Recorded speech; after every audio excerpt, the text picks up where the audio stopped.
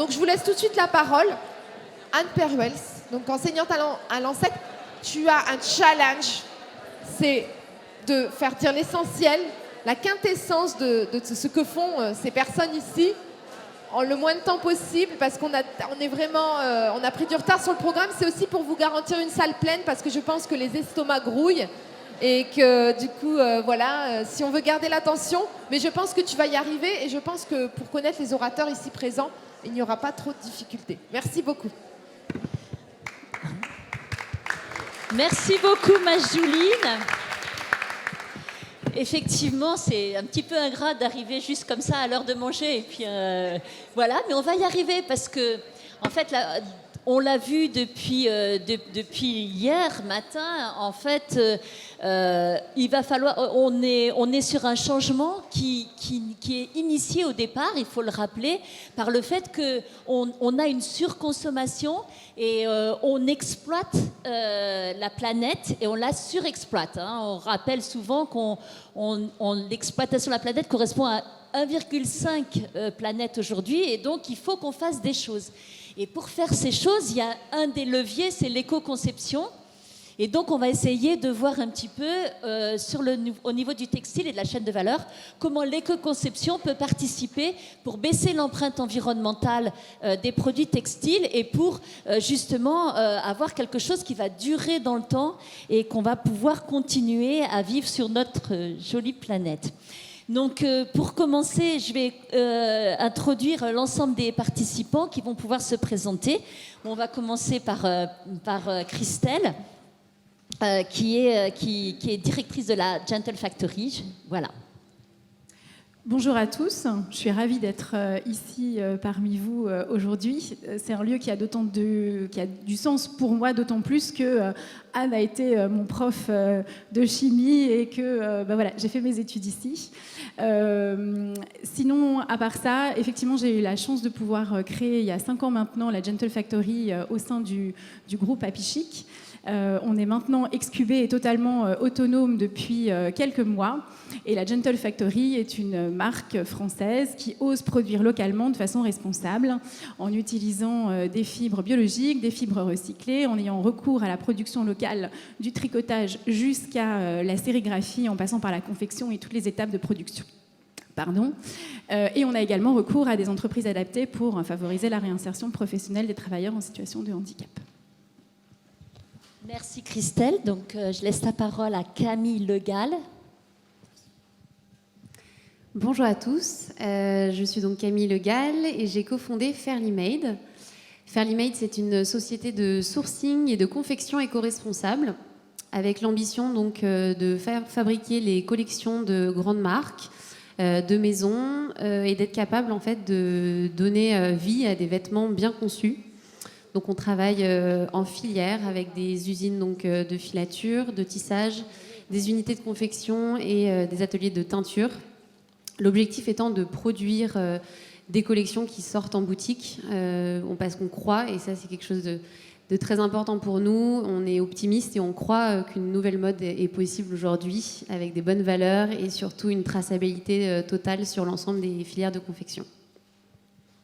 Merci beaucoup Camille.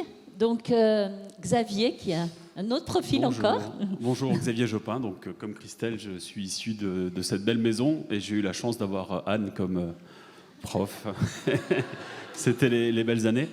Donc moi, je représente un laboratoire d'analyse et un centre de recherche belge qui s'appelle Célabor. Et donc, on a toute une thématique autour du développement durable et on travaille notamment sur un projet européen qui s'appelle ECITWIN en partenariat avec le GEMTEX, qui a pour vocation d'accompagner les PME et les créateurs d'entreprises dans une démarche d'éco-conception, d'économie de la fonctionnalité, d'éco-design, et aussi de réaliser des analyses de cycle de vie pour connaître les impacts environnementaux qui peuvent être mis en jeu lors de la création de nouveaux produits ou sur des produits ou des process qui sont déjà existants. Merci. Donc Pascal Gontran. Bonjour à tous, merci pour votre invitation. Je n'ai pas eu l'honneur d'étudier à l'ANSET, mais j'ai étudié à l'ESSAT, c'est juste à côté. Donc voilà, personne n'est parfait. Je dirige une agence de conseil qui s'appelle Made in Town et qui accompagne des groupements plutôt à la valorisation des savoir-faire. Afin de donner plus de sens en fait au produit final. Donc on est vraiment sur l'amont du sourcing jusqu'aux différentes étapes de transformation pour essayer de recréer du lien et redonner du sens localement en faisant émerger les cultures locales où qu'elles soient. Merci beaucoup Pascal. Pour terminer, Gauthier, qui est sur Laval. Plutôt à côté d'Angers. J'étais sur Laval de la filière, pas Laval, la ville.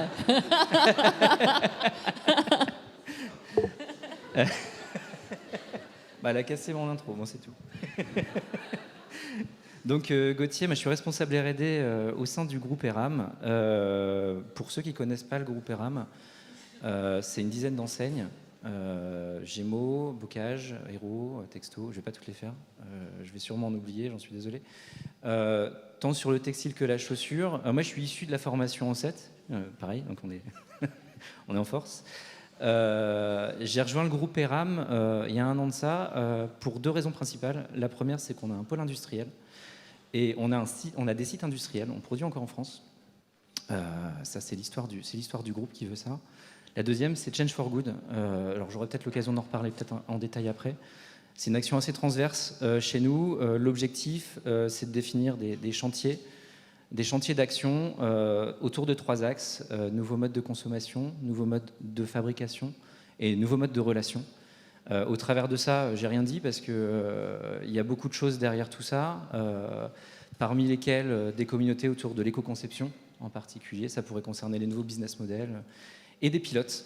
Et ce sont les marques qui prennent le lead sur certaines expériences. On pourra peut-être parler de l'économie de fonctionnalité, du modèle atelier bocage, parce que vous avez eu la directrice marketing qui en a un peu parlé hier. Moi, j'ai plutôt l'abordé sur l'angle technique. Voilà. Merci. Donc du coup, on est aussi là pour tous parler d'éco-conception. Donc qu'on soit vraiment sur l'amont ou plutôt sur l'aval, on peut peut-être commencer par l'amont sur l'éco-conception. Camille, c'est quoi pour vous l'éco-conception? Alors je crois que je représente du coup le début de la filière. Donc c'est vrai que quand on parle d'éco-conception, on parle du choix des matières, on parle de ce que va devenir le produit, de comment on va le produire. Pour ce qui est du choix des matières, nous c'est vrai qu'on a en amont déjà sélectionné un certain nombre de fibres avec lesquelles on voulait travailler et on les a matérialisées dans une bibliothèque matière.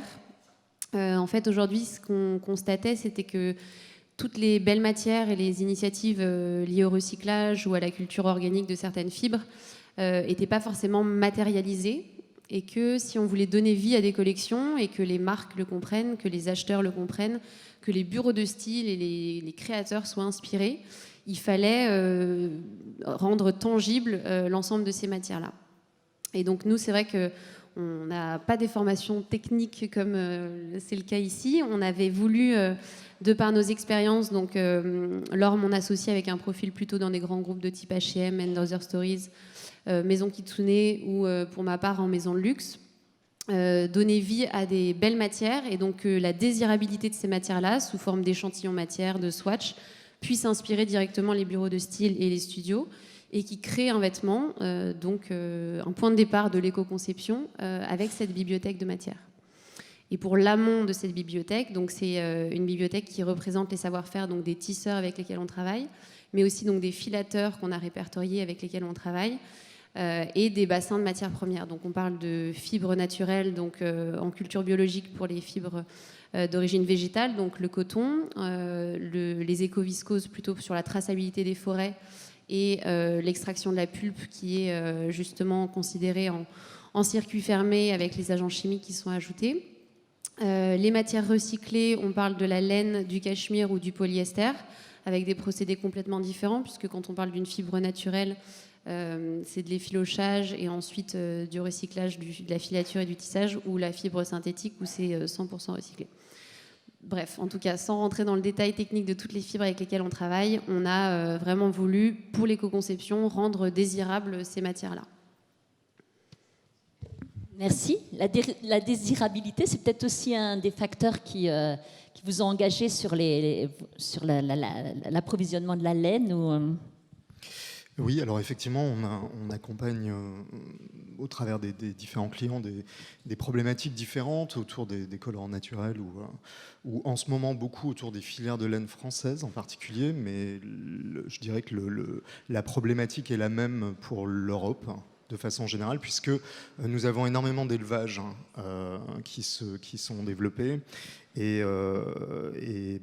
je dirais de manière assez illogique, toute la matière première qui est tondue chaque année sur les moutons, en France par exemple, il y en a 7 millions, ça veut dire 7000 kilos de matière première qui n'est pas du tout mise à profit, puisque 80% est exporté directement, 7000 tonnes, pardon, excusez-moi, 7000 tonnes est exporté vers l'Asie sans être lavé. Donc, et inversement, nous importons une matière première équivalente. On pourra entrer dans les détails, mais sans mettre à profit en fait des choses. Donc, on pense souvent à l'éco-conception d'un point de vue du produit. C'est vrai que penser à l'éco-conception dès le départ, surtout que là, ça crée en plus un gros déséquilibre, puisque tondre un mouton coûte 1,50 € aujourd'hui en France. Et la laine est achetée aux éleveurs entre 22 et 40 centimes le kilo. En sachant que par exemple, le troupeau le plus grand d'Europe est en France. C'est 1 150 000 brebis lacones qui sont dans le sud du Massif central. Elles ont 800 grammes de laine sur le dos, qu'on tond chaque année. Donc 800 grammes à 22 centimes. Vous voyez que nous sommes loin du compte pour les éleveurs. Et ensuite, c'est un manque à gagner. On exporte cette matière à 1,40 € à peu près. La marge est réalisée par les gens qui collectent cette laine, qui la trient et qui l'envoient vers la Chine, où là, on perd toute traçabilité. On perd toute possibilité de mettre à profit la biodiversité des races. Nous avons 60 races. J'ai apporté des échantillons et ici on a souhaité, pour mettre en avant cette question de biodiversité, transformer les toisons sans teinture, sans décoloration, donc pour mettre à profit les colorines naturelles des moutons et les propriétés spécifiques à chaque race. En termes de, parfois il y a plusieurs couleurs qui sont mélangées au sein d'une même toison, donc ça crée presque je dirais, c'est de la création textile naturelle. Donc la désidérabilité, on peut la créer au travers de ce qui existe déjà, en partant de ce qui existe. Sauf qu'aujourd'hui, c'est vrai qu'on a plutôt été engagé dans des manières extrêmement industrielles, standardisées, de considérer la matière première, qui font qu'on passe à côté. Peut-être un dernier exemple, c'est le fait que aujourd'hui, l'élevage bio se développe de plus en plus. Mais par exemple, la laine des moutons élevés en élevage bio et la laine des moutons en général est toute mélangée, tout venant. Donc on perd même des possibilités assez simples, faciles, de rendre désirable et de brander, je dirais, la matière première pour faire des beaux produits. Oui, ce qui paraît assez incroyable finalement. Oui, Xavier, tu veux rebondir dessus ? Tu parlais de désirabilité. C'est vrai que le consommateur a toujours envie d'avoir un beau produit. Le cas du cachemire, par exemple, est flagrant. On a tous envie d'avoir un pull en cachemire. Il y a beaucoup de marques qui ont communiqué là-dessus. Mais le cachemire vient principalement de Mongolie, du nord de la Chine, qui a le monopole de ces matières-là, donc d'une laine très fine. Et avec ce que tu disais, c'est qu'on peut mettre en avant des laines qui sont plus locales, mais qui ont aussi des propriétés de noblesse et des produits comme ça qui n'ont aucune teinture, quasiment aucun traitement. Donc là, on est vraiment, pour moi, dans de l'éco-conception, c'est-à-dire qu'on implique aussi le consommateur dans les choix qu'il doit faire. Donc il y a les marques, il y a les distributeurs, et aussi les filières locales qui peuvent valoriser des produits et payer à la juste valeur de la qualité de leur matière. Et en plus, c'est la valorisation de matières secondaires, puisque ces éleveurs sont là pour la viande, a priori. Et donc, du coup, c'est vrai que c'est une matière secondaire. Et là, on rentre bien dans l'économie l'économie circulaire, où en fait, on exploite tout. On ne fait pas de pertes et on essaie de valoriser au maximum chaque élément de ce qui est produit par la nature ou par la nature en général. Donc, ça fait rebondir pour Gauthier. Non, parce qu'on parlait de la définition de l'éco-conception. J'ai envie d'en donner une autre pour le coup. Parce qu'il y a deux choses qui sont importantes à regarder. Il y a donner du sens au produit. Effectivement, je pense que c'est essentiel. Non seulement sur la matière, mais également sur les process de transformation. Et il y a la deuxième, en plus technique, mais sur l'impact environnemental également. Donc finalement, il y a deux choses d'intérêt sur l'éco-conception pour moi. Il y a le critère objectif et il y a le critère un peu subjectif, mais redonner le sens même du produit. Et ça, c'est deux choses sur lesquelles on s'attelle beaucoup sur ces chantiers-là. Je suis complètement d'accord avec vous, en tout cas. Merci. Tu veux garder le micro 2 minutes? Oui. Vas-y. Pour présenter un petit peu ce que vous faites. Pour présenter un peu plus précisément, puis après je passerai le micro à Christelle, dans les détails un petit peu plus, qu'est-ce que vous faites chez Bocage et chez RAM? Je vais peut-être parler, oui, effectivement, d'un modèle d'économie de fonctionnalité. Je pense que ça a attiré l'attention, en tout cas, de pas mal de gens ces 2 jours de salon. C'est une expérimentation, et je vais essayer de ne pas faire de redite par rapport à la directrice marketing, Clémence Cornet, qui était là hier. On nous a pas mal chahuté sur la chaussure seconde main, ces choses-là. C'est vrai que la barre, en tout cas pour nous, est haute, je pense. Après, c'est un savoir historique, celui de la chaussure pour le groupe ERAM. Donc, on a eu à lever plusieurs verrous. Les 2 premiers étaient le verrou de l'hygiène et le verrou hédonique du premier porté, pour travailler sur de la seconde main. Donc, c'est des expériences qu'on mène à... On va dire, on apprend en marchant. Hein. C'est-à-dire que tout à l'heure on parlait de Living Lab, mais c'est un peu le cas. C'est-à-dire que c'est des tests in vivo en tout cas. Première expérimentation en octobre dernier. On vient de déployer sur tous nos magasins. Retour des produits seconde main reconditionnés chez nous, sur nos sites de production. Là encore une fois, ce qui est intéressant dans la démarche, c'est valoriser des savoir-faire territoriaux au travers de nouveaux modèles économiques. Et ça nous a engagés sur pas mal de... Finalement, de ce projet, on découle pas mal de choses. On parle d'éco-conception. Typiquement, c'est ça. C'est comment je qualifie mieux mon usage, je redéfinis mieux mon produit pour remonter en amont sur cette éco-conception. Et donc, ça va impliquer quoi? Ça va impliquer des nouvelles matières qui sont adaptées à cet usage, des nouveaux process. On travaille sur la réparabilité de nos produits, pour avoir demain des enjeux sur des modèles économiques qui soient viables sur la réparabilité. Ça, c'est important. Et dernière importance, c'est la fin de vie des produits, c'est le recyclage, et c'est cette filière, organiser cette filière. Bon, du coup, ça permet de rebondir sur les actions qui sont faites au niveau de la Gentle. Christelle, avec Christelle. Alors nous, du coup, notre démarche d'éco-conception, on la décline autour de 3 grands piliers. Donc effectivement une approche matière, et on a vu au cours de ces 2 derniers jours que l'approche matière, elle n'est pas si simple à traiter pour les entreprises comme les nôtres. Il y a eu des débats autour du coton biologique, et donc finalement quelles données et sur quelles sources on peut se fier. Donc ça, c'est pas simple. Il y a une approche effectivement de durabilité et de qualité matière, parce qu'effectivement plus la matière va durer longtemps et plus on sera sur une bonne démarche d'éco-conception. Et après, c'est comment est-ce qu'on peut l'intégrer dans nos analyses de cycle de vie, sachant qu'il y a des débats autour de nombre de lavages fixes ou pas pour qu'on puisse tous communiquer la même chose. Et donc du coup, ça crée des décalages entre certaines marques. Il y a une approche de design, et effectivement, c'est ce dont on parlait, c'est qu'effectivement, il faut réfléchir à la construction du produit en se disant mais comment je vais le traiter en fin de vie. Et il y a plein d'initiatives qui sont faites autour de ça, parce que c'est bien beau de réfléchir à un beau produit, mais si on n'a pas réfléchi finalement au démarrage à qu'est-ce qu'on va pouvoir en faire en fin de vie, finalement pour moi on n'a pas correctement réussi l'exercice. Et puis il y a aussi un enjeu de porter de l'information vis-à-vis de nos clients, parce que je ne sais pas si vous avez tous en tête que finalement la moitié de l'empreinte environnementale d'un produit textile se fait une fois que le client il a acheté le produit. Et donc du coup, effectivement, l'entreprise elle a une part de responsabilité sur la démarche d'éco-conception, mais le client en a une aussi. Et donc du coup, l'entreprise peut jouer un rôle en donnant de l'information, parce que plus vous allez porter votre produit avant de le laver, et si vous le séchez à l'air libre plutôt que d'utiliser le sèche-linge, etc., tout ça, ça a une vraie responsabilité, un véritable impact. Et donc du coup, l'entreprise ne peut pas tout faire de son côté, on est vraiment sur des responsabilités partagées.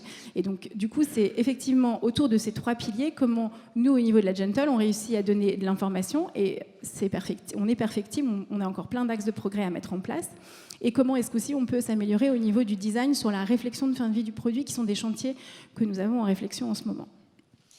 Effectivement, on n'a pas prononcé tout à fait le nom, mais c'est très important dans l'éco-conception de prendre en compte tout le cycle de vie du produit. Si on est sur une matière première qu'on considère mieux parce qu'elle est biosourcée, etc., mais qu'elle n'a pas de fin de vie, qu'on ne prend pas en compte l'usage et la fin de vie, on perd une partie de la qualité éco-conçue, finalement. Dans l'éco-conception, on est obligé de prendre tout en compte, et ça, c'est vraiment très important. Et je pense qu'à la Gentle, vous...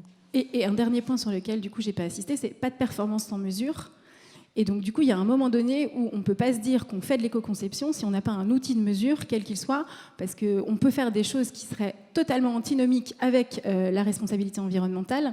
Si on n'a pas mesuré, finalement, il ne faut surtout pas, pour moi, à mon sens, de considérer qu'un seul impact. Il n'y a pas que les émissions de gaz à effet de serre. Il y a 14 impacts environnementaux différents. Et ça, c'est hyper important. Et après, c'est comment est-ce qu'on singularise cette communication vis-à-vis de nos clients. Parce que je mets au défi un client, si vous lui expliquez l'eutrophisation de l'eau, c'est quand même pas simple. Oui, c'est vrai, on a essayé de faire. Peut-être Xavier, pour rebondir sur cet aspect. Oui, mais c'est un des freins à l'éco-conception, c'est justement l'interprétation des données, la communication environnementale qui peut être faite sur les produits. Là, c'est une volonté d'une part politique. Je pense qu'on a parlé à un moment donné d'étiquetage environnemental pour le textile, etc. Bon, ça n'a toujours pas progressé.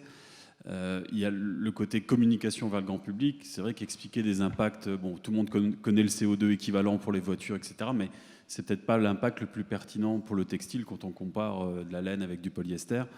Et il y a également aussi beaucoup d'idées reçues sur le fait que le transport en super-conteneurs est très polluant, etc. Bon, ça, c'est des choses qu'il faut intégrer dans la démarche d'éco-conception. Et les outils comme l'analyse de cycle de vie permettent justement de communiquer avec des données qui soient pertinentes et sur lesquelles il y a un consensus d'une part de la profession et des scientifiques. Donc voilà, ça c'est un des freins justement à l'éco-conception. Il y a beaucoup de greenwashing aussi qui est diffusé dans les publicités, dans les médias, donc il faut faire aussi attention à ça. Et il y a un vrai travail de la part des scientifiques notamment. Oui, merci de tout le monde, parce que je pense qu'effectivement, Camille sans doute a un témoignage intéressant sur ce sujet. Oui, alors à différents niveaux, mais pour revenir aussi sur aller jusqu'au bout, c'est vrai que dès le départ, on s'est aussi posé la question des accessoires et différents éléments du vêtement. Donc on parle beaucoup de la matière principale du vêtement, mais c'est vrai qu'on a aussi voulu intégrer l'étiquetage, donc tout ce qui sont griffes de marque, puces de taille, étiquettes de composition, cartolines, puisque finalement le packaging et l'ensemble du vêtement en lui-même est important. Donc on a en effet développé des griffes de marque et des puces de taille en polyester recyclé, des cartolines en coton recyclé, qui sont donc les chutes de production des usines avec lesquelles on travaille. Et ça, mine de rien, c'est des choses hyper importantes parce que la consommatrice ou le consommateur, quand il achète son vêtement, et que même le support qui va véhiculer les valeurs de la marque ou expliquer ce qui se passe sur son vêtement sont déjà dans des matériaux éco-conçus ou en tout cas qui intègrent ces démarches-là, parlent d'eux-mêmes et permettent de soutenir le message. Donc ça, c'est sur les accessoires. Sur la fin de vie du vêtement aussi, c'est très important d'intégrer ce que signifie aujourd'hui la recyclabilité, je pense, pour les matières. Quand on sait qu'aujourd'hui, seule donc la laine en 100%, le coton en 100% ou le polyester en 100% sont les matières recyclables pour en faire un nouveau fil, donc pour conserver une matière à un niveau non dégradé. C'est important de l'expliquer aux consommateurs parce que ça permet aussi de faire des choix dans les matières et dans les vêtements qu'on achète qui sont plus éclairés. Aujourd'hui, c'est vrai qu'on sait que le recyclage, les filières de recyclage travaillent beaucoup sur la séparation des fibres mélangées. Ça, c'est des vrais challenges. Aujourd'hui, il y a un bon circuit de recyclage sur des mélanges dont on parle de dégradation, puisque finalement, c'est très bien réintégré. Ça permet simplement de faire des couvertures industrielles ou d'autres types de sols, par exemple, sur les carrières ou autres. Mais l'idéal, quand on parle de l'industrie textile, c'est qu'à terme, tout le textile qui est recyclé au niveau de l'industrie puisse être réintégré dans cette boucle vertueuse et permettre à notre industrie d'être à zéro impact, je ne sais pas, à 10 ans.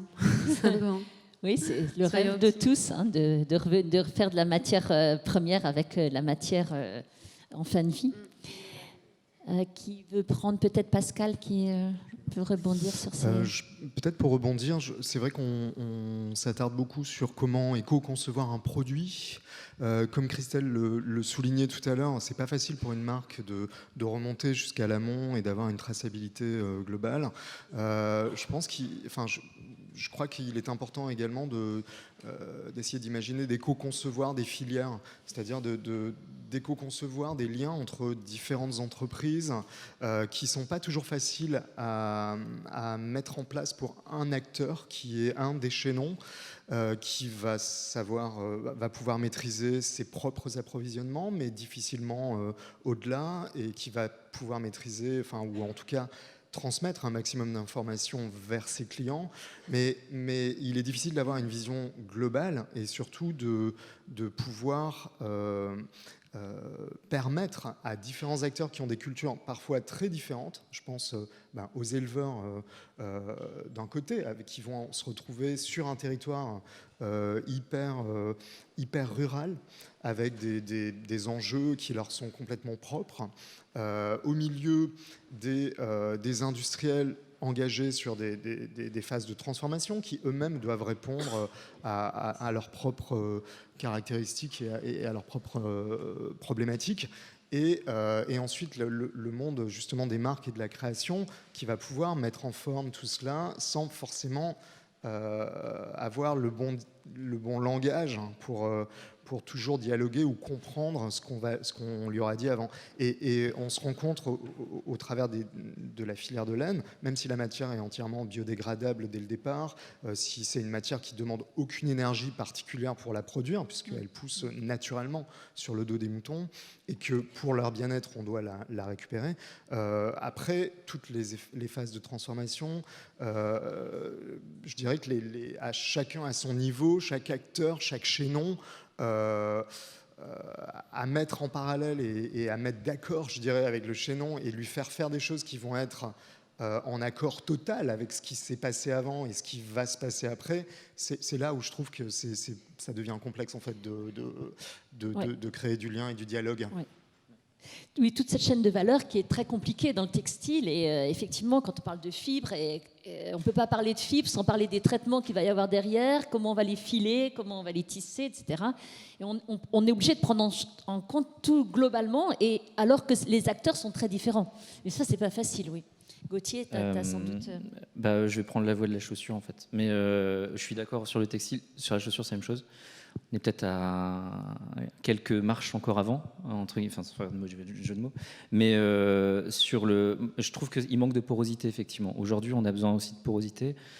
L'éco-conception, c'est ça, c'est-à-dire comment on conçoit nos collections aussi pour que on soit en lien avec les professionnels du recyclage, pour que c'est un vrai projet de filière. De toute façon, ça a été lancé. C'est un vrai projet de filière. C'est une logique de volume aussi derrière. Sur le textile, ça l'est. Sur la chaussure, ça le sera sans doute. Sur la chaussure, c'est encore plus compliqué parce qu'on est sur un composite avec énormément de matière, énormément des points durs, des zones textiles, des zones de cuir, avec des gisements différents, donc des coproduits complètement différents, et des cycles donc des valorisations pléthore en boucle fermée ou en boucle ouverte. Donc on a les mêmes problématiques. Voilà. Oui. Qui veut peut-être Christelle sur cet aspect recyclage, c'était aussi un truc important. nous, sur le recyclage, on est né du recyclage avec l'idée de se dire, il y a certainement, il y a plus de 40% des vêtements qui dorment au fond de nos placards chacun. Si je vous posais la question de savoir combien de vêtements vous portez finalement vis-à-vis de votre garde-robe, on a tous une vraie responsabilité. En fait, finalement, il y a de l'éco-conception, ok, mais il y a aussi, Julia Faure l'a dit très très bien hier, on doit vraiment tous être en décroissance. Finalement, c'est peut-être ça, la meilleure éco-conception. Bref, je m'égare. Sur les matières. Tout ça pour dire que, du coup, effectivement, on est né du recyclage en disant qu'on pouvait retransformer nos vieux jeans en matières premières pour en refaire des nouveaux produits. On a fait un pull. On a beaucoup travaillé avec EcoTLC. On s'est beaucoup épuisé sur le fait de réussir à organiser la filière et à faire en sorte qu'elle soit un peu moins artisanale. Force est de constater, Maud, tu ne m'en voudras pas, que 10 ans plus tard, on n'a pas beaucoup avancé sur l'organisation de la filière. Et donc, il y a plein de marques qui sont là. Il y a 10 ans, on pensait vraiment qu'il y aurait un engouement et que tout le monde se lancerait dans le sujet. Ce n'est pas le cas. On a chacun notre responsabilité par rapport à ça en tant que marque. Il faut faire bouger les choses. Il y en a qui se sont mis dans le sujet, mais on n'est pas assez nombreux. Et c'est en ayant tous une force de conviction et en faisant bouger les choses, en organisant les collectes dans nos boutiques, auprès des revendeurs indépendants, puisque tout à l'heure ils étaient représentés, qu'on réussira du coup à favoriser et à faire que ce dont on parlait dans 10 ans, on n'ait plus à se poser de questions autour du sujet. Tu m'en veux pas, Maud? Merci. Merci. Oui, c'est Camille, du coup, c'est difficile de rebondir après ça, finalement. On voit qu'on a des espoirs, tous, puisqu'on est tous là-dedans, et finalement, qu'est-ce qui fait que ça avance pas plus vite? Quels sont les verrous, finalement, et comment on peut... Quels sont les messages qu'on a envie de faire passer sur ce sujet? J'aurais quelque chose à dire après, mais je vais quand même répondre sur quels sont les verrous. Alors, je vais peut-être aller à l'encontre de ça, mais je trouve que la réception côté des marques est hyper positive. Enfin, honnêtement, pour en rencontrer beaucoup en ce moment, je pense que 2019 a quand même été une année hyper charnière parce que les marques ont tout à souhait de sortir... De changer une partie de leur sourcing parce qu'il faut qu'on soit lucide, c'est pas 100% du sourcing qui va pouvoir basculer en l'espace d'une collection, mais que ce soit sous forme de capsules, que ce soit sous forme de réorientation du sourcing matière, que ce soit sur des volontés de tracer la filière, toutes sont à l'écoute. Et je pense que le plus important, et tu l'as dit, il faut qu'elles s'engagent, et en fait je pense que ça passe vraiment par les directions. On est en discussion toujours, nous, avec les bureaux d'achat, les stylistes, les acheteurs. Mais c'est vrai que parfois, on se heurte à des blocages de budget ou de la direction qui n'ont pas forcément été encore portés. Donc, je pense qu'il y a une volonté qui existe au sein de toutes les marques, portée de manière plus ou moins individuelle ou collective, mais que si les dirigeants l'inscrivent sur les feuilles de route, il n'y a pas de raison que ça n'évolue pas aussi vite. Et la deuxième chose que je voulais dire pour rebondir sur ce que tu disais sur les filières, l'important aussi quand on parle de transparence ou de traçabilité, c'est à l'inverse aussi de parler aux filateurs, aux tisseurs, des marques avec lesquelles ils vont travailler et les marques pour lesquelles ils vont travailler. Et je pense qu'on a eu un très bon accueil au départ quand on a commencé à constituer nos filières, notamment en Inde ou en Asie, mais parce que le fait de travailler pour des marques françaises, c'était hyper beau. C'était une vraie fierté et je pense qu'on a de la chance en France de représenter une industrie belle et encore forte de beaucoup de savoir-faire. Il est important aujourd'hui de valoriser ces savoir-faire-là, de relocaliser tout ce qu'on est capable de faire en France et de pouvoir travailler sur des filières françaises. C'est aujourd'hui ce qu'on fait aussi. On réintègre des filières françaises et on les propose aux marques. Mais voilà, la transparence doit aller dans les deux sens. Il faut aussi parler des marques aux usines. Elles sont tellement fières de pouvoir l'afficher. On parle aussi du Who Made My Clothes, mais c'est toujours intéressant pour ces gens qui travaillent, ouvriers, opérateurs, tous, de voir les gens porter les vêtements. Oui, recréer du sens, recréer du lien. Ouais. Oui, Pascal. Je suis assez d'accord sur ce que vous venez de dire, c'est-à-dire que la désidérabilité des marques, peut-être que c'est une bonne locomotive, un bon tracteur, en particulier en France, puisqu'on est connu pour pour cet esprit de mode à l'international. Et d'ailleurs, ça nous a permis de lancer ces filières de laine, parce que le premier blocage sur l'usage de la laine tondue, c'est il faut que les industriels s'y intéressent, il faut que les filateurs aient envie de s'appuyer sur cette matière-là et non pas une matière qui viendrait d'ailleurs. Mais le seul moyen de les convaincre, ça a été d'aller les voir, et grâce au salon Made in France Première Vision, on a pu prendre le temps d'aller présenter à plusieurs centaines de marques une gamme de tissage, une gamme de fils.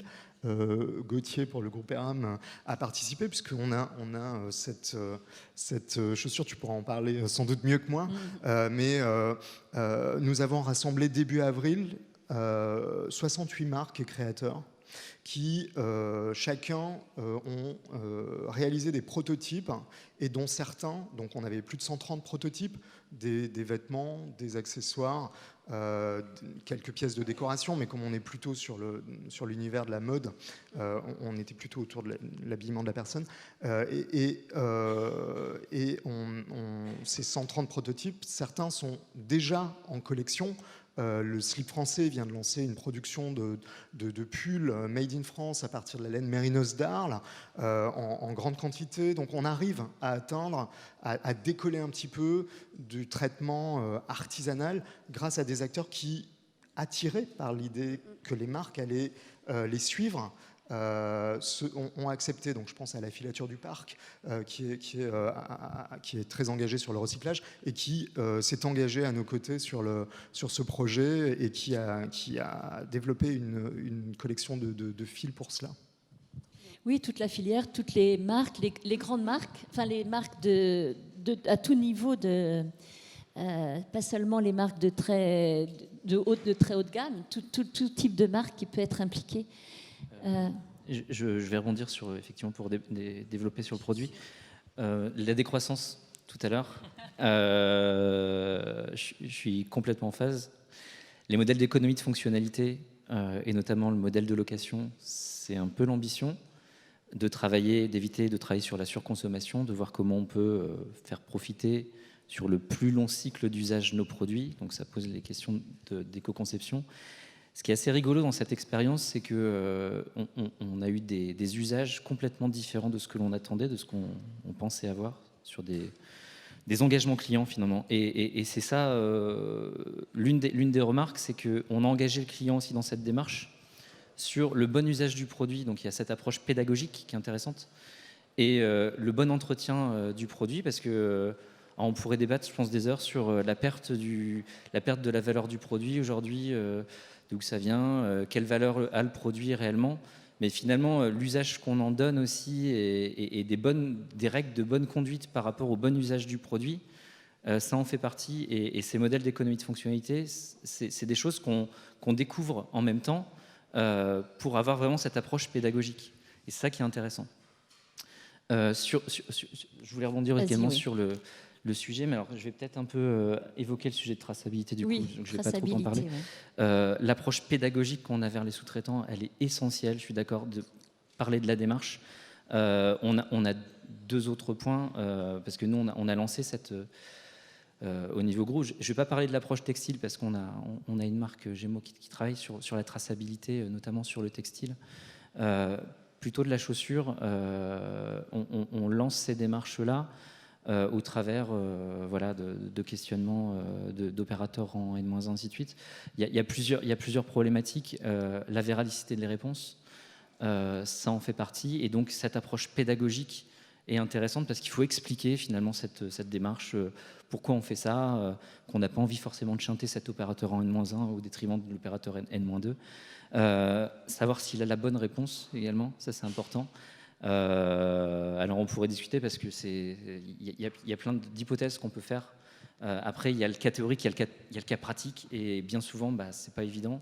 Effectivement, il faut aller sur le terrain, et ça, c'est des choses où on monte pleinement en puissance sur ces thématiques traçabilité. Et puis le dernier sujet, c'était effectivement la chaussure.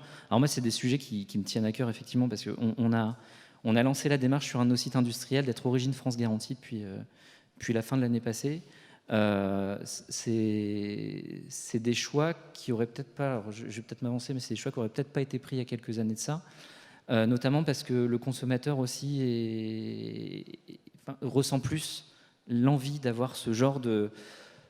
il est beaucoup plus sensible à ces démarches-là et travailler sur du 100% origine France, c'est top. Alors après, trou dans la raquette il y a, puisque l'industrie de la chaussure étant ce qu'elle est, vous allez retrouver des composantes où il est bien compliqué aujourd'hui, je ne dis pas qu'il est impossible, mais il est bien compliqué de trouver sur des petites séries, non, mais quand on commence à parler de volume, ça commence à être compliqué. Donc encore une fois, on est sur un projet de filière pour aller motiver tous les acteurs dans cette démarche.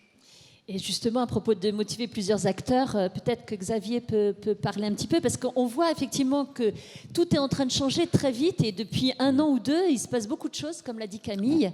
Et comment ça va évoluer, comment on peut prendre le train quand on ne l'a pas pris, qu'est-ce qu'on peut faire, est-ce qu'il y a des choses qu'est-ce qui va se passer demain ?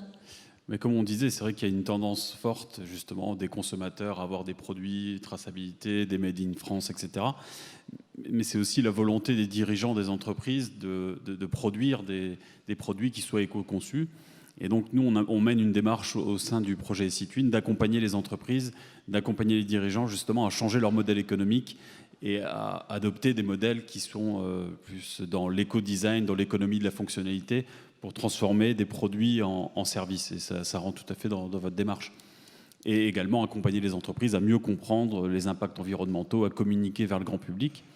Je pense qu'aussi, il y a une part de responsabilité du consommateur d'acheter des produits qui soient de qualité, qui soient les moins impactants possibles. Mais après, il y a un problème de prix aussi. Hein. Donc, il y a quand même 2 mondes qui s'opposent. Il y a la fast fashion et la slow fashion. Et je dirais aussi qu'il faut tenir compte aussi de la durabilité des produits. C'est quelque chose qu'on n'a pas encore évoqué. Un produit qui a une durée de vie longue aura un impact forcément sur son cycle de vie qui sera moindre qu'un produit qu'on va devoir jeter tous les 6 mois. Donc consommer moins, et consommer mieux, c'est déjà le premier acte d'éco-conception, je dirais. Merci. Avant de passer la parole à la salle, peut-être que chacun veut donner un petit mot. Oui, voilà. Sur la durabilité, je voulais juste en parler, parce que si on creuse, parce qu'on en a parlé longuement il y a 2 jours de ça, matière versus usage. Et effectivement, c'est essentiel de comprendre l'usage du produit, parce que vouloir faire un produit le plus durable possible, je vais peut-être choquer l'assistant, j'en sais rien, vouloir faire le produit le plus durable possible, est-ce que ça a une réalité vis-à-vis de l'impact environnemental de la matière et de ses coûts de transformation derrière. C'est aussi une question, c'est de mettre en lien le bon usage avec la bonne matière. Voilà. Oui, c'est ce qui est pas du tout évident. Ça veut dire qu'il faut savoir à l'avance quel va être l'usage des consommateurs, ce qui n'est pas forcément très simple, mais c'est d'un point de vue des études d'impact, c'est très important. Pour rebondir quand même sur le trou dans les raquettes, là, effectivement, au début, en fait, la laine, on s'y est un peu intéressé par hasard. On s'est demandé quelle serait la matière première qu'on pourrait, qui aurait un impact le plus naturel, enfin, qui serait une matière naturelle et qu'on pourrait développer entièrement en France. Et en fait, on entend beaucoup parler du lin, mais on sait que la filature la plus proche est en Pologne.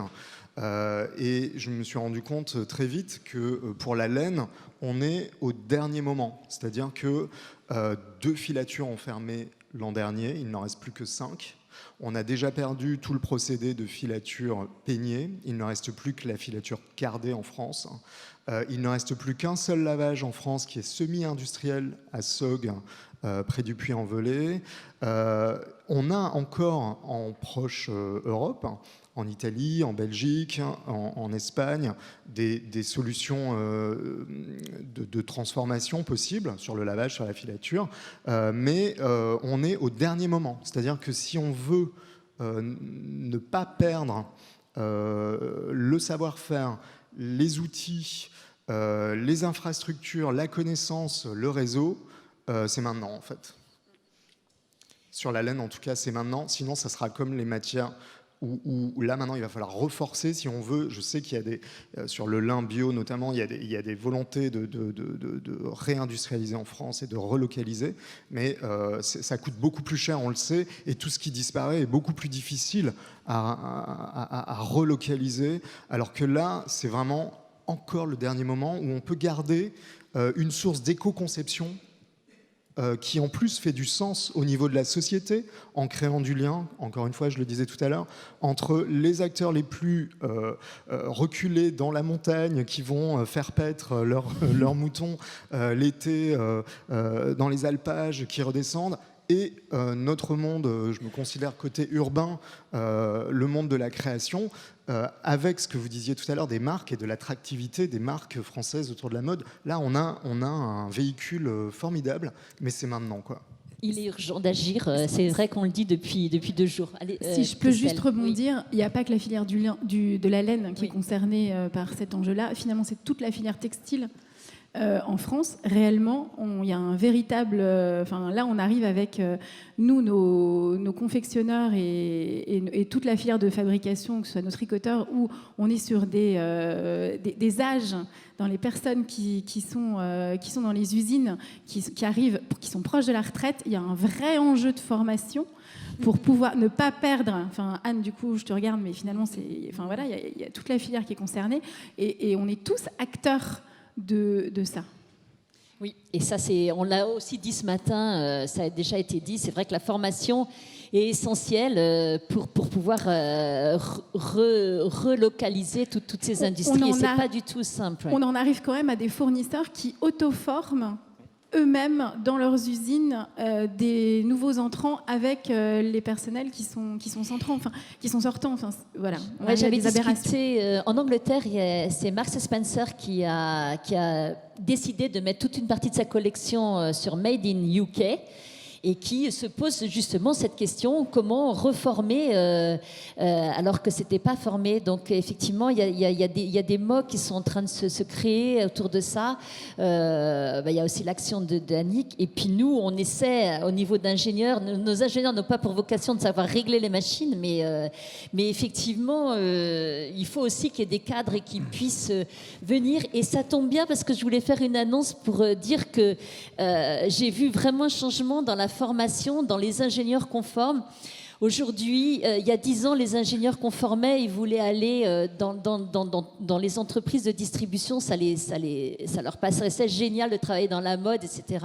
Aujourd'hui, ils veulent être dans quelque chose, ils veulent faire. Nos ingénieurs veulent faire, ils veulent s'engager, ils veulent être actifs. Et donc, ça tombe tout à fait. On a une génération de millénium qui n'est pas du tout, qui est très différente. On en a aussi beaucoup parlé.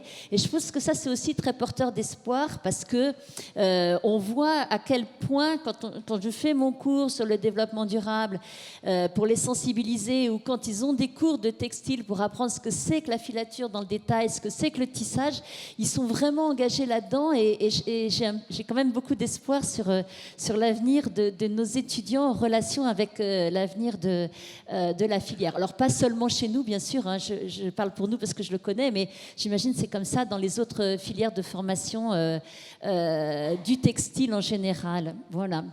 Je relaisse la parole à peut-être Camille ou... Je peux peut-être juste rebondir une seconde sur... Parce que c'est criant de vérité, l'histoire de la formation. On vit sur nos outils industriels le manque de formation. On a pris le choix également de faire une école de formation interne sur ces sujets-là. Et la population vieillissante, alors c'est un appel aussi, hein, mais on a besoin d'être épaulé sur la formation future. Ça a deux ambitions. Ça a aussi l'ambition interne de former les équipes des marques sur donner le sens au produit. Et je voulais revenir aussi tout à l'heure sur l'impact environnemental, c'est important. Il y a deux façons de voir. Il y a cette façon déjà interne. Avant de communiquer, c'est comment on arrive à donner du sens aux équipes qui créent les collections, qui ont des façons de travailler, et comment on apporte plus de porosité, encore une fois, en les impliquant dans ces démarches environnementales. Ça, c'est important. Quelqu'un veut ajouter un dernier point, puis je donne la parole à la salle. Je ne sais pas exactement jusqu'à quand on a le temps de vous retenir dans cet amphi. Qu'est-ce que tu dis? Peut-être juste, Juste 30 secondes, Pascal. Si vous voulez faire quelque chose, vous pouvez faire quelque chose. Notre projet de revalorisation des filières de laine, il a été sélectionné par la Fabrique Aviva, qui offre un financement sur des projets en lien avec l'environnement en particulier. Donc si vous allez sur le site lafabriqueaviva.fr, dans la catégorie environnement, vous pouvez nous accorder 10 votes par personne. En tapant laine comme mot-clé, vous allez tomber tout de suite sur ce projet de revalorisation des filières de laine françaises. Et je vous remercie par avance. Alors, il y a des questions très très vite. Oui, tout en haut. Marie.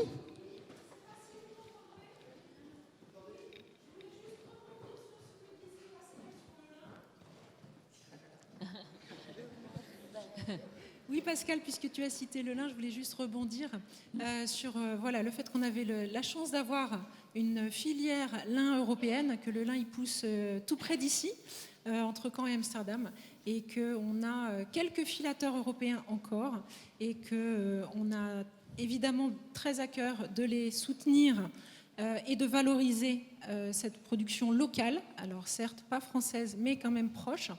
Et également, si vous souhaitez rencontrer un tisseur de lin, Olivier Ducatillon de Lemaître de Mester, certifié Masters of Linen, interviendra en conférence cet après-midi à 15h30.